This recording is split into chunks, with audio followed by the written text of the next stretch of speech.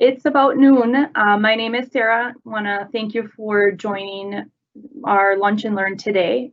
A couple housekeeping information before we start the plantar fasciitis talk is the reason that I don't have a mask on is that I am social distancing while presenting this to you. It gives me a better opportunity to speak clear so you can understand me. If you do have any questions, there is a opportunity on the side. You can definitely type any questions throughout this. We'll get to the questions at the end of the presentation to hopefully answer any questions that you guys have that maybe had not been answered in the presentation today. The other thing that I asked, if you could just put in the question and answer area kind of what company you're from. You don't need your name. And all of your questions that you put in there are anonymous, so you can't see them or other companies can't see them. Nobody can see your name. It just goes to us in general. So again, if you could also put which company or what business that you're affiliated with that you're watching this, it kind of gives us an opportunity to reach out to that facility afterwards. So my name is Sarah. I'm a doctorate of nurse practitioner, and I work with obviously BayCare Orthopedics. I specialize in all general orthopedics with also a higher specialty in foot and ankle surgeries and foot and ankle problems. So I again want to thank you for joining us today.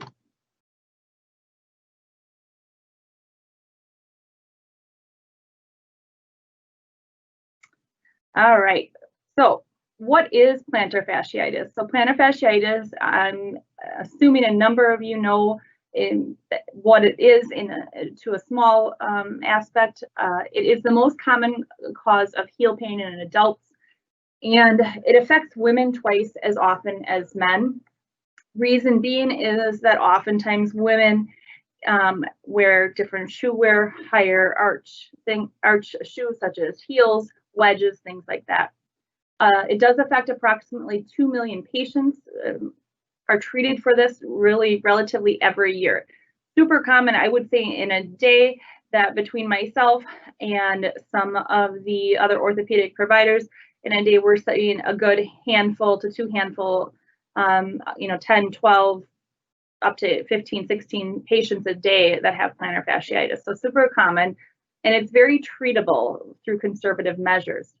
It's ultimately to kind of get down to what is it? It's inflammation of the tissue band. So it's your fascia.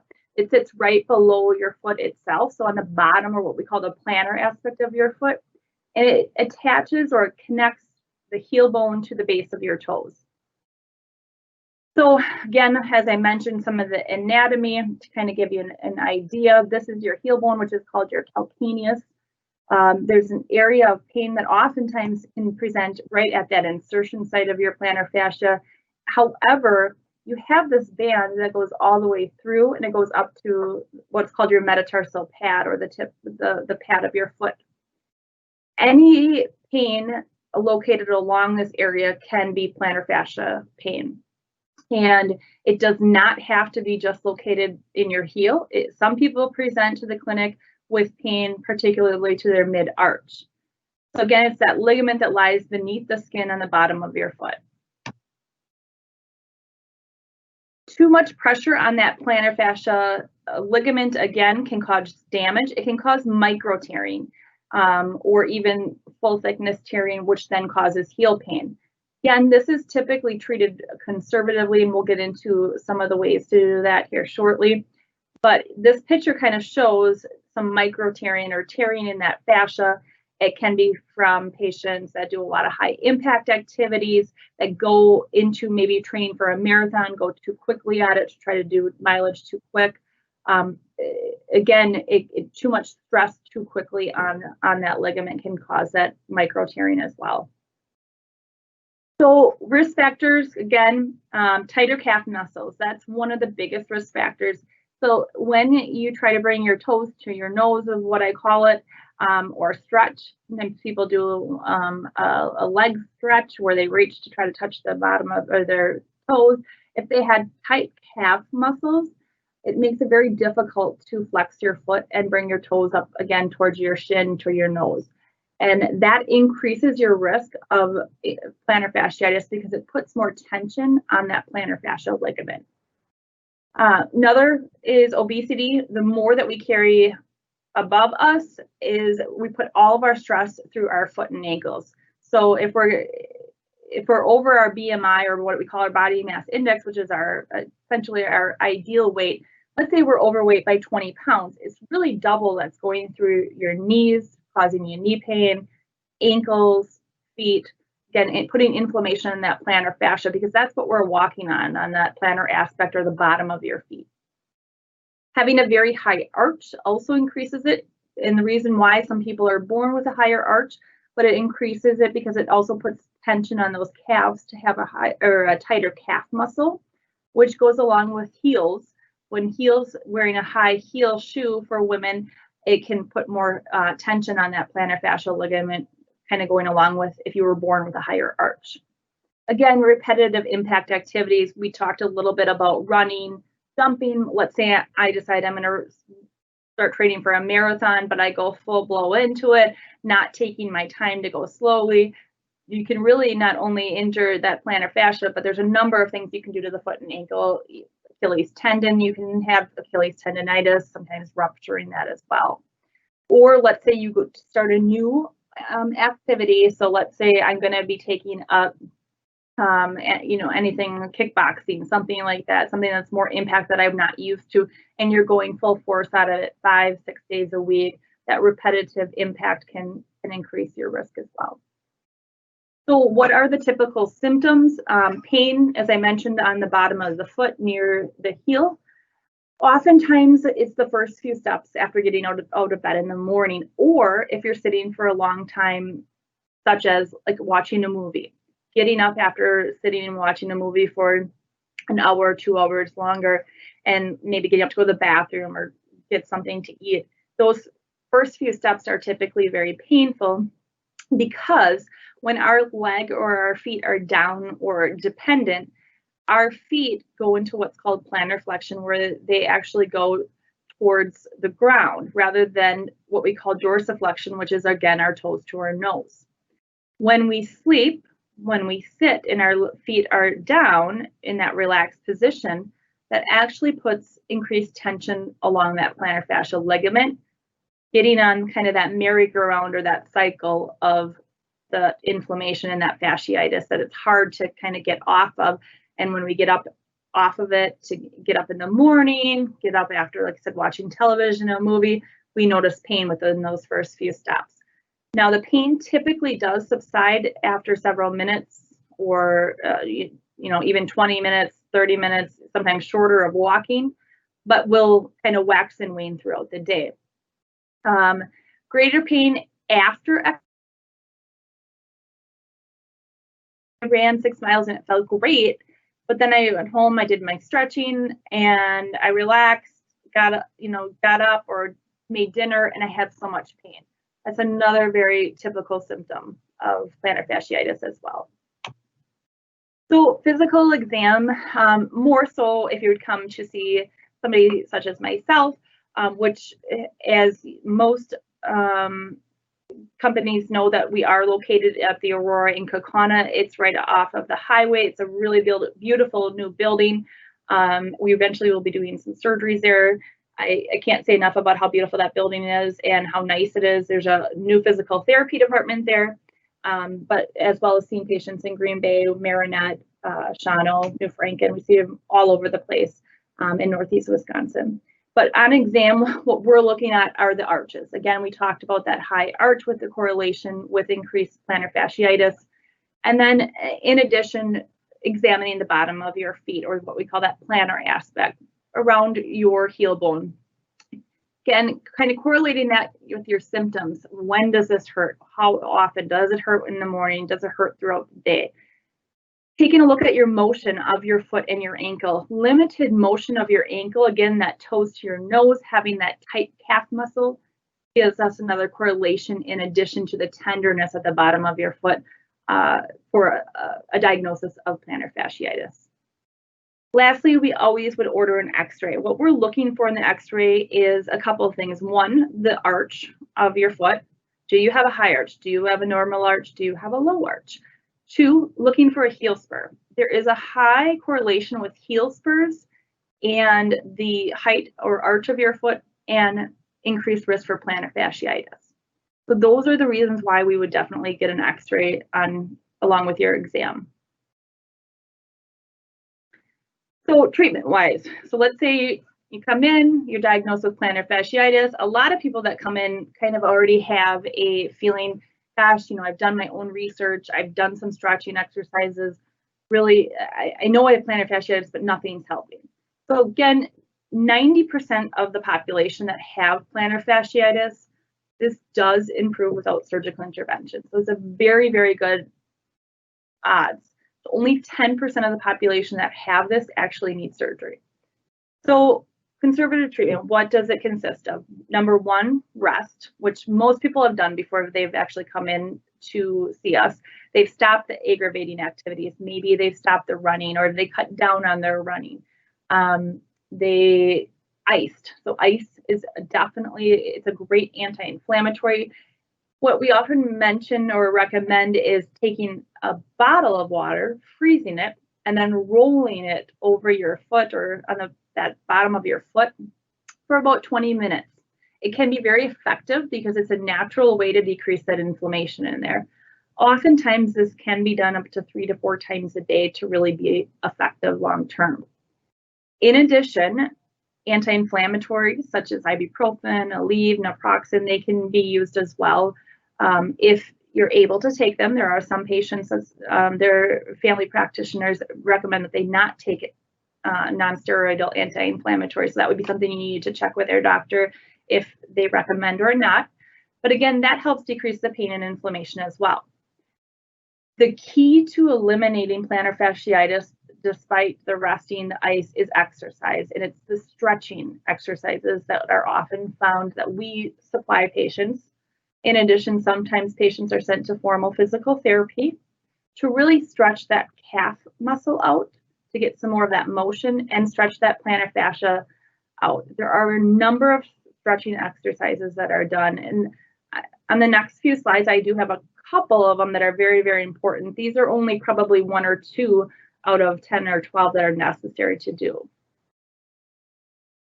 So the heel cord stretch. So if you look, this is one that we all typically probably were taught at one point in time to kind of stretch not only the back of our calves here, but it also helps stretch out the foot itself or that plantar fascia ligament.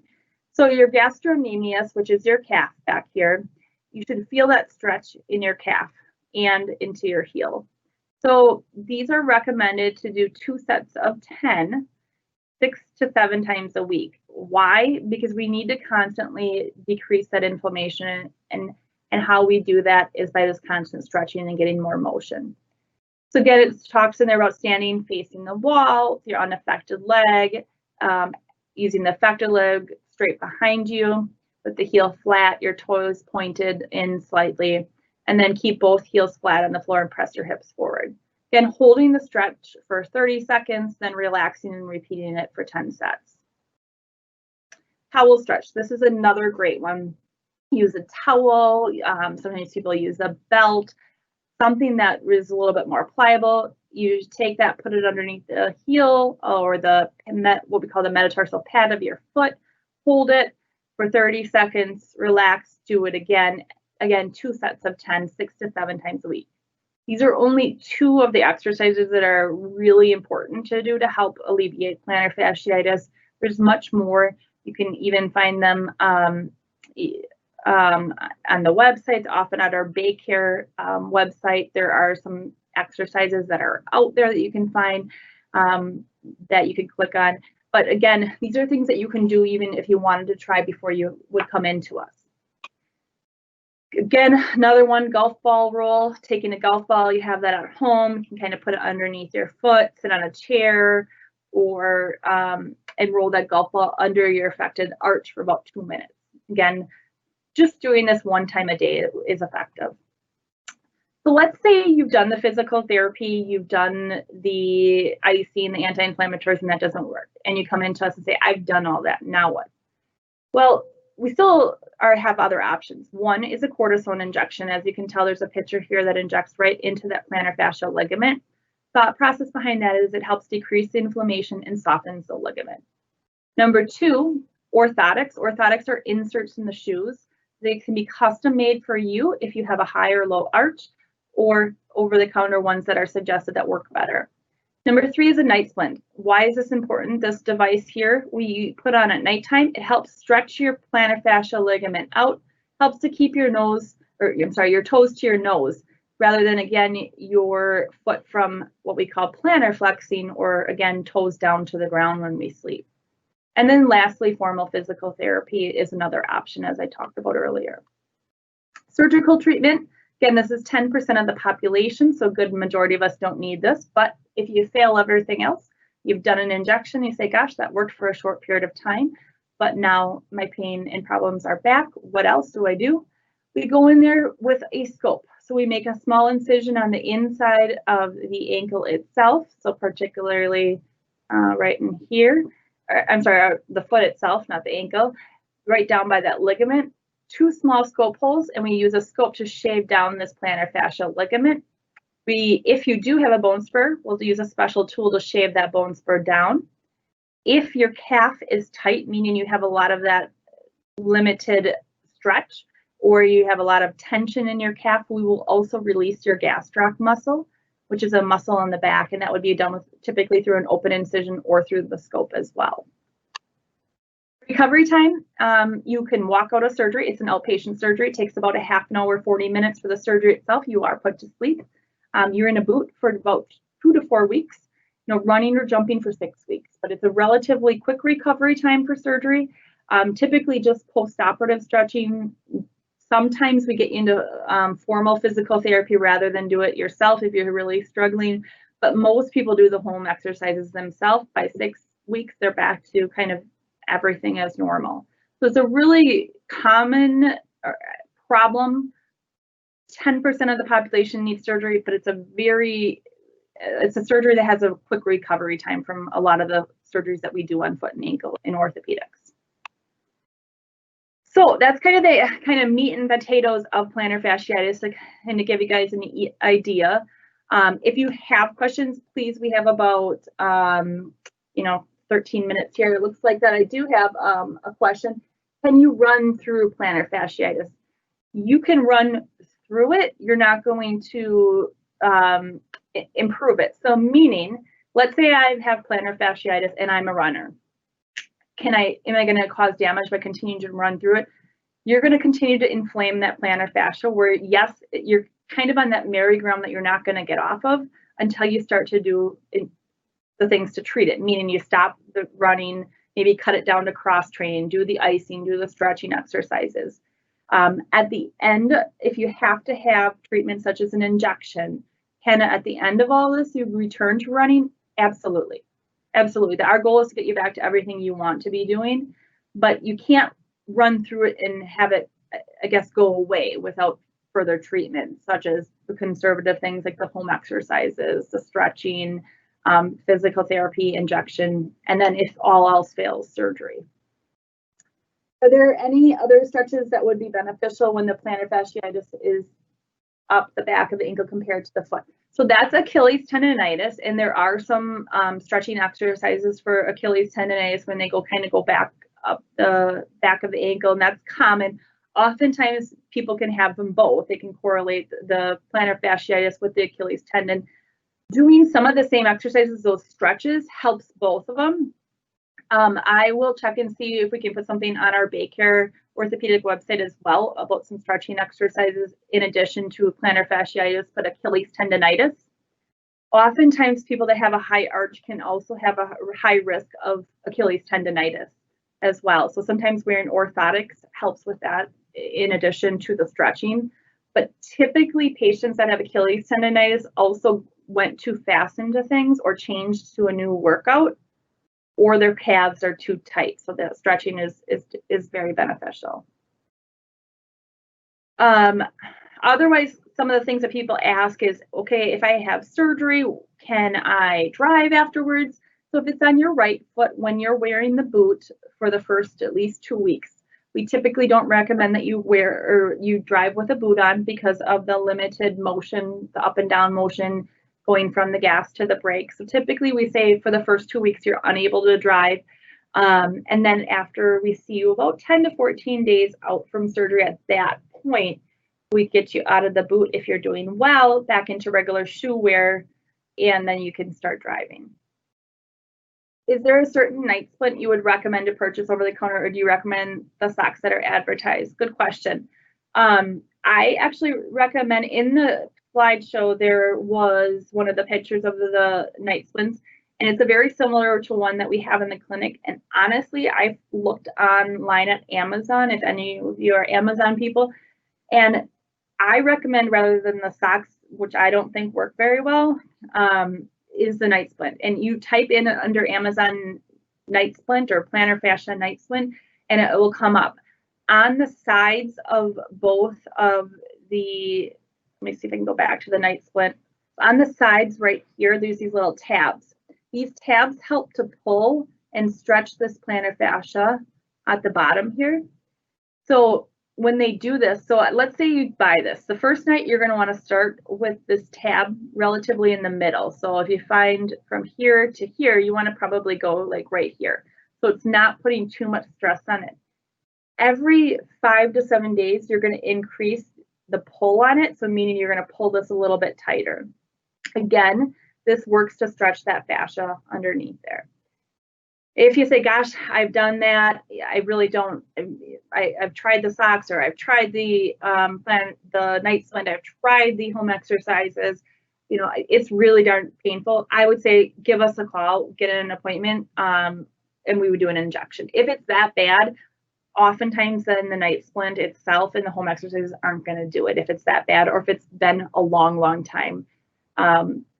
You can come in, get an injection. You can work the same day after the injection. It does take a few days for it to truly start working, but that in correlation with the night splint and the anti-inflammatories and the stretching does help typically. Again, our phone number, I think, is all over the place here. You can give our office a call. Again, my name is Sarah. I do general foot and ankle and all of orthopedics. Again, you can see our Kaukauna address. That's our newest location. Our Ridge Road is our main foot and ankle location in Green Bay. And then this is our sports center, which is across from the hospital in Green Bay as well. We go up to Marinette. I see patients in Marinette along with Dr. Scher, who's a foot and ankle surgeon that I work with, as well as we go to a variety of other places on West Mason in Green Bay, as I mentioned, Shawano, New Franken, a variety of places. So if, let's say you say, gosh, I've done all this in the night splint, I've done the stretches, you know, what else can I do? We'd be definitely happy to see you. For those people that have Achilles tendonitis, if they're struggled with it and they've done stretching exercises, if they've tried some over-the-counter orthotics, again, nothing is working, we often can find some conservative treatment for you that just maybe it's a formal of topical medications that are prescription wise versus formal therapy. And sometimes with Achilles tendonitis, and this is again a big different topic, that we have to look at further intervention as well. So we've got about 5 minutes or so. Not sure if anyone else has any other questions at all in regards to plantar fasciitis particularly. Again, it's a super, super common problem. It's something that, like, as I mentioned multiple times, it's very treatable with conservative matters. However, there is that 10% of the population that unfortunately does need surgery, and it's something that we can definitely help you out with. What do you recommend for an insert for a woman's dress shoe? So as far as insert wise and dress shoes, so for heels, if they're closed toe, some of the orthotics that we particularly like that are over the counter, there's ones that are called ice bug inserts, and again, you can look at them up on Amazon. There's Power Steps. You can get at Amazon. You can get Power Steps at Rogan's. In Green Bay, there's the heel. They have a variety of them, but they help to kind of offload that tension as well. So again, Power Steps they're called ice bug inserts. There's blue and I believe like a green one or an orange one that work well. And it will kind of, it will go based off of male, female, and then your shoe size and whatnot. Worst case scenario, if you do have a very high or very low arch, sometimes custom orthotics, which is something we do in the clinic, are necessary if you say, gosh, I've done all this and things aren't helping. So other than that,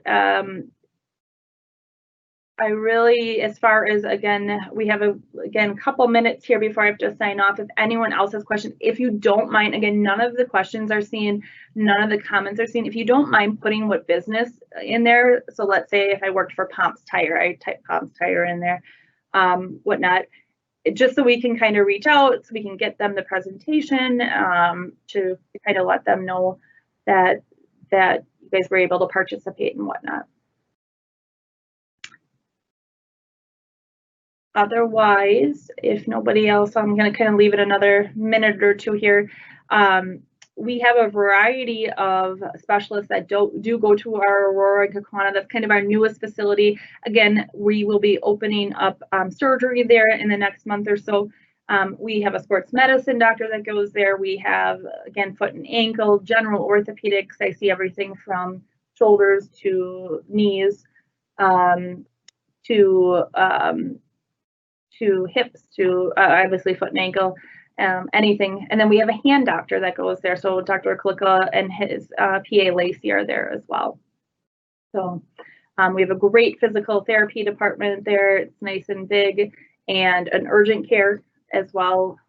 So if you're in that area and it works best for you to see one of our providers there, please feel free to give us a call. Otherwise, as I mentioned, we do go to a variety of different areas. I, again, will have some of the exercises hopefully online at BayCare Orthopedics. So if you type in BayCare Orthopedics, you should be able to go to our site and find some of the home exercises as well for this plantar fasciitis to help alleviate that. Get any questions, our phone number is 920-288-5555. Again, I appreciate everybody coming, listening today. I know you took the time through your lunch break. My name is Sarah Burton. Again, I'm a nurse practitioner with BayCare Orthopedics, and I would love to assist you with any of your orthopedic needs in the future. Thank you.